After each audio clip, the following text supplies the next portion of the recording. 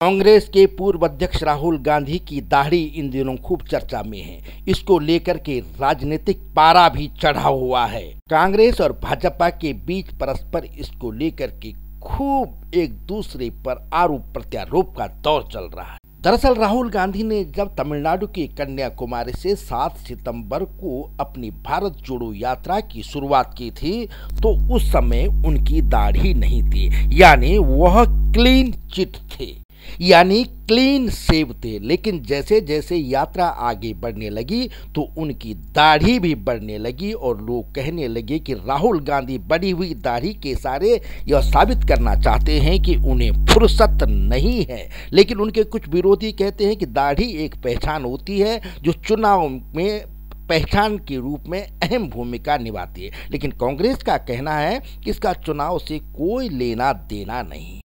भाजपा का एक खेमा यह भी कहता है कि राहुल की यह दाढ़ी मुसलमानों को खुश करने का एक तरीका, यानी इस दाढ़ी के रूप में वे मुस्लिम वोट बैंक को देख रहे हैं। बहरहाल पिछले दिनों राहुल की दाढ़ी तब चर्चा में आई जब असम के मुख्यमंत्री हेमंत बिस्वा शर्मा ने गुजरात चुनाव के दौरान अहमदाबाद में हुई एक रैली में कहा, इस दाढ़ी के कारण राहुल का चेहरा सद्दाम हुसैन जैसा दिखने लगा है। सद्दाम हुसैन से उनकी दाढ़ी की तुलना करने पर कांग्रेस में खूब भूचाल आ गया है।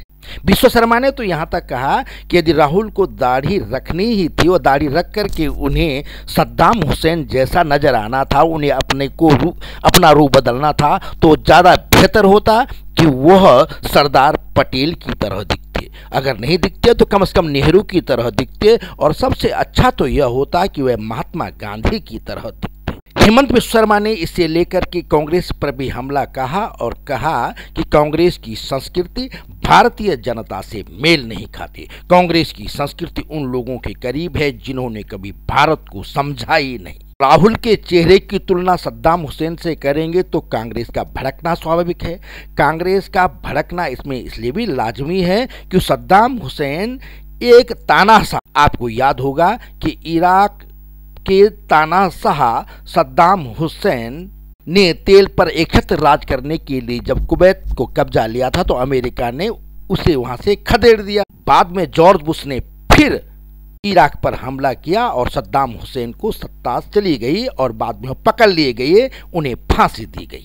कांग्रेस नेता हेमंत बिस्वा शर्मा के इस बयान पर इस कदर भड़के कि उन्होंने तीखी प्रतिक्रिया देते हुए कहा कि यह वही व्यक्ति है जो कांग्रेस नेताओं का पैर पकड़ता था।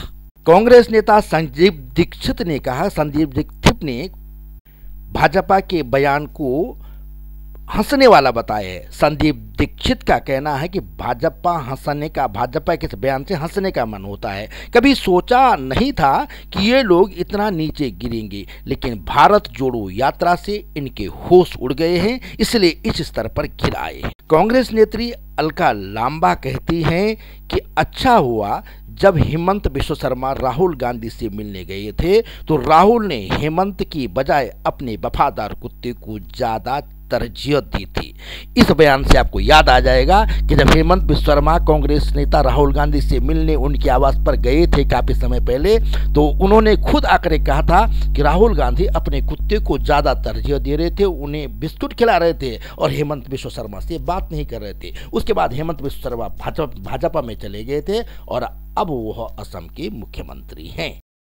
संवाद सूत्र को प्रोत्साहित करने के लिए कृपया अवश्य सब्सक्राइब करें, कमेंट्स करें, लाइक करें और सब्सक्राइब जरूर करें।